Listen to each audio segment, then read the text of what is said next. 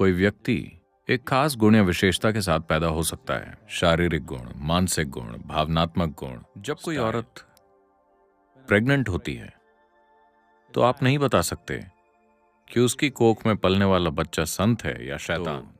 एक ऐसी बुद्धि जो किसी की भी समझ से परे है, किसी के भी अनुमान से परे है, वो आपके लिए उपलब्ध होगी। ये सुपर ह्यूमन होने के बारे में नहीं है। इसका सार है ये जानना कि इंसान होना ही सुपर है। इंसान होने के महत्व, उसकी विशालता को समझा नहीं। ब्रह्मांड इस तरह काम नहीं करता क्योंकि इसमें आप जिसे भौतिक और अभौतिक समझते हैं, ये दोनों तरह की चीजें मिली जुली को बात समझ ना आए तो 2 मिनट तक अपनी नाक बंद रखिए, तो उन्हें समझ आ जाएगा कि उनका अलग अस्तित्व नहीं है। ये एक लेन देन। खास दिशा में कोशिश करने के भी साधन मौजूद हैं जिनसे हम अपनी खुद की सीमाओं को तोड़ सकते हैं। जीवन के खेल में बने रहें, विचारों और भावनाओं के खेल में नहीं। अगर आप जीवन के खेल में रहें तो अचानक आप जो चाहे वो कर सकते हैं। सिर्फ एक इंसान ऐसा कर सकता है, बस अगर वो अपनी सीमाओं को तोड़ दे। ये सीमाएं कई स्तरों पर हैं, मगर सबसे मूलभूत चीज है पहचान।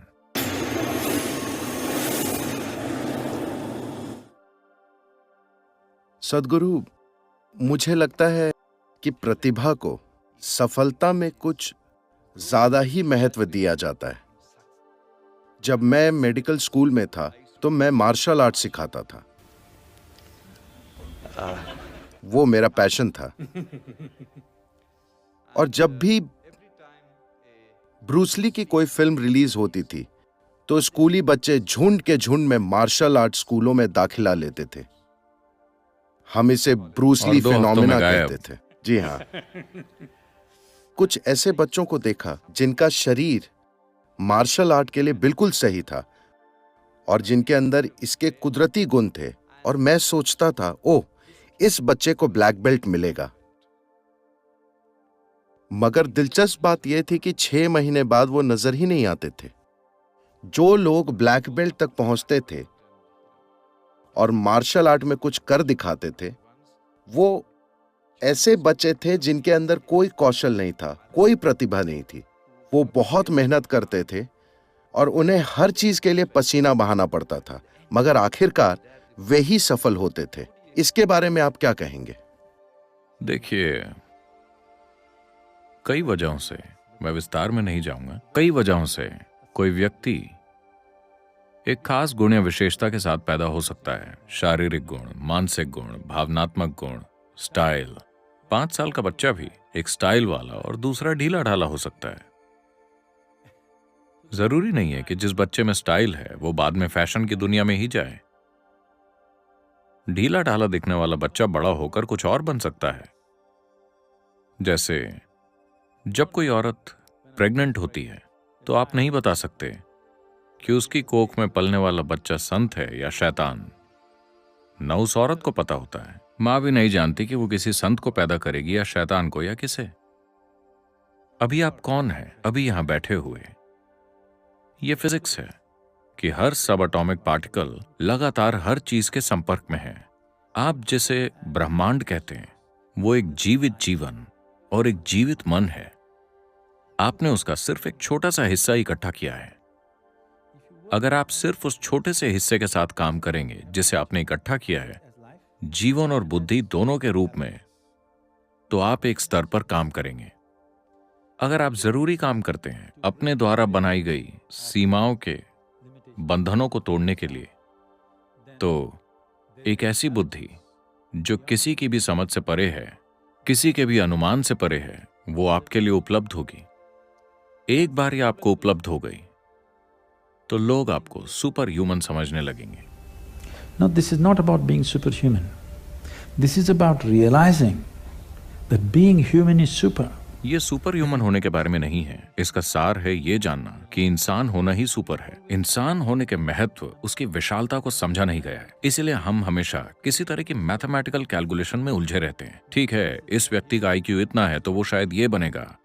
ये न्यूटन का नियम है कि इस धरती पर चलने वाली हर चीज गणितीय सटीकता से या ज्यामितीय सटीकता से चलती है। जैसे अगर आप एक पेंडुलम लेते हैं तो उसकी लंबाई तय करेगी कि वो कैसे झूलेगा।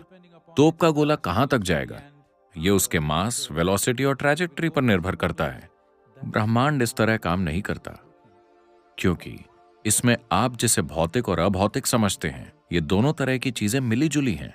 इस इंसान के भीतर भी भौतिक जीव, मनोवैज्ञानिक जीव, भावनात्मक जीव और आप जिसे मैं कहते हैं, आपके भीतर का जीवन, वो मूलभूत जीवन प्रक्रिया, ये सब अलग अलग आयाम हैं। और आपका सबसे अंदरूनी केंद्र, क्योंकि बाकी सारे शब्द दूषित हो गए हैं, मैं जीवन शब्द का प्रयोग करूंगा, या सिर्फ आप जिसे आप मैं कहते हैं। ये, अगर आप इसे अनुमति दें, अगर आप इसकी पहचान किसी भी रूप के साथ या अपने शरीर के साथ या उन दूसरी पहचानों के साथ नहीं जोड़ते जो आपने ले रखी हैं, तो इसे पता है कि अपने आसपास की हर चीज के साथ कैसे जोड़ा जाए। जब हम कहते हैं कि किसी ने बहुत मेहनत की, तो दरअसल वो बस अपनी पहचान की सीमा को स्ट्रेच करने की कोशिश कर रहा है ना? वो अपनी सीमा को स्ट्रेच करने की कोशिश कर रहा है।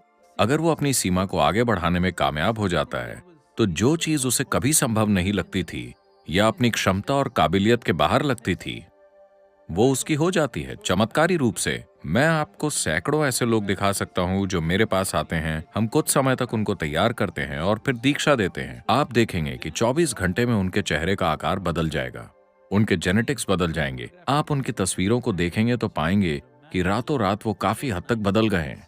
ऐसा सिर्फ उनकी पहचान के विस्तार के कारण होता है।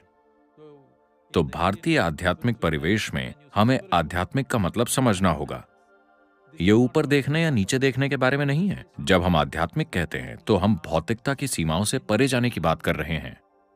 फिलहाल भौतिक यहां लोगों के अनुभव में एक ठोस चीज की तरह है, मगर मॉडर्न फिजिक्स आपको बता रहा है और मेडिकल साइंस भी ये कहना शुरू कर रहा है, या किसी को बात समझ ना आए तो 2 मिनट तक अपनी नाक बंद रखिए, तो उन्हें समझ आ जाएगा कि उनका अलग अस्तित्व नहीं है, ये एक लेन देन है। सिर्फ सांस ही नहीं, बल्कि सब एटॉमिक पार्टिकल्स के स्तर पर भी लगातार लेन देन होता रहता है। अगर ये लेन देन जरा सी सजगता से भी होने लगे, तो अचानक आपके पास जबरदस्त क्षमताएं आ जाती हैं जिन्हें आपने कभी संभव नहीं माना था।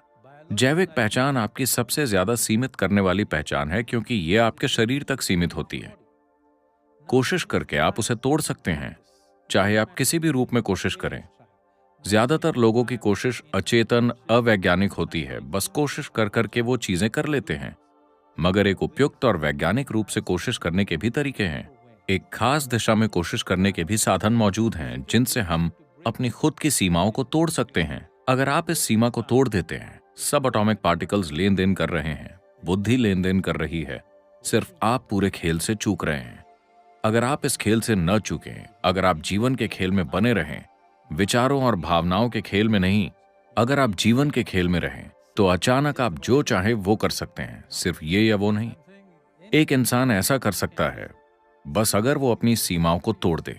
ये सीमाएं कई स्तरों पर हैं, मगर सबसे मूलभूत चीज है पहचान।